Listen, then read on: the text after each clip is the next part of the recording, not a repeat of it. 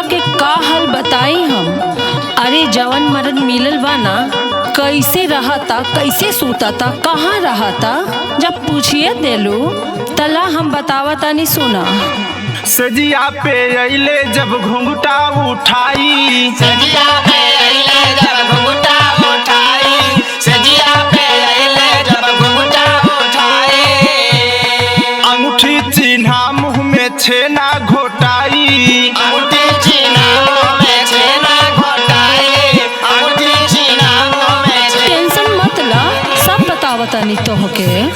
सजिया पे अइले जब घुंघटा उठाई, अंगूठी चिन्हा मुँह में छेना घोटाई। अरे जो हाथ रही बाकी खुलल ना गेट के, सुत गइल सैया जी साड़ी लपेट के, सुत गइल सैया जी साड़ी लपेट के, सुत गइल सैया जी साड़ी लपेट के।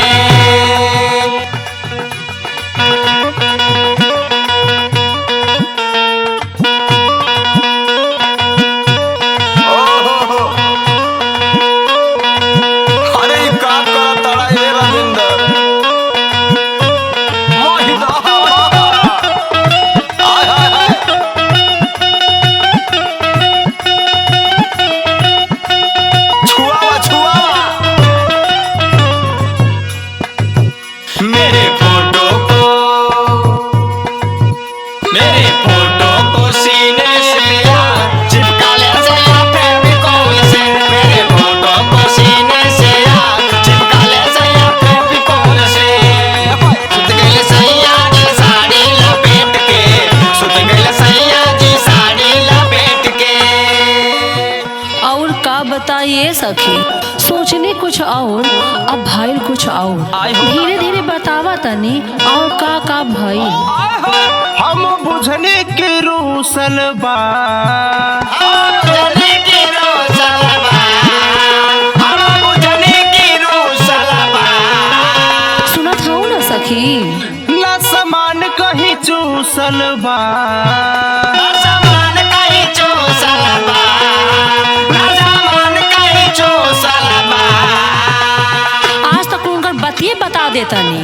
हम बुझने की रूसल बा, ना समान कहीं चूसल बा। खुलल ना खाता सुहाग वाली डेट पे, खुलल ना खाता सुहाग वाली डेट पे। सुत गइल सैया जी साड़ी लपेट के, सुत गइल सैया जी साड़ी लपेट के, सुत गइल सैया जी साड़ी लपेट के।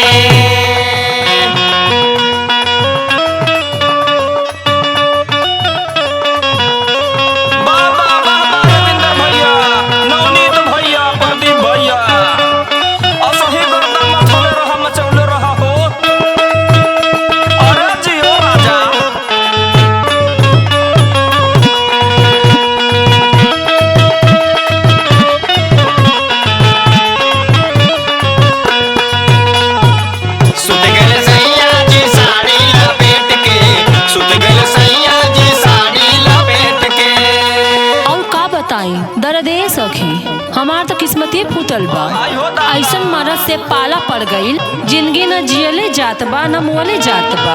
लहाई सुना सुनाओ। संजय बेदर्दी पियवा मोर, संजय बेदर्दी पियवा मोर, संजय बेदर्दी पियवा मोर। मोर जवानी मारता हिलोर, मोर जवानी मारता हिलोर, मोर जवानी मारता हिलोर। सुना, तोहरो कहियो यह दिन आई कि तू हमके बतई ह। पहले हमार सुना का कहत हई हम।